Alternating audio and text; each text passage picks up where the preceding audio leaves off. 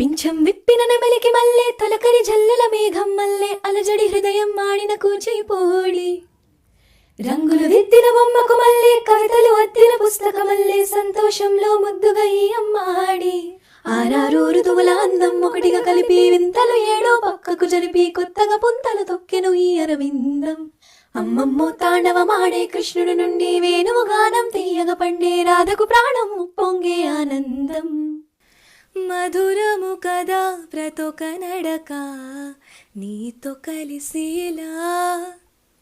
తరగని కథ మనది కనుక మనసు మురిసినిలా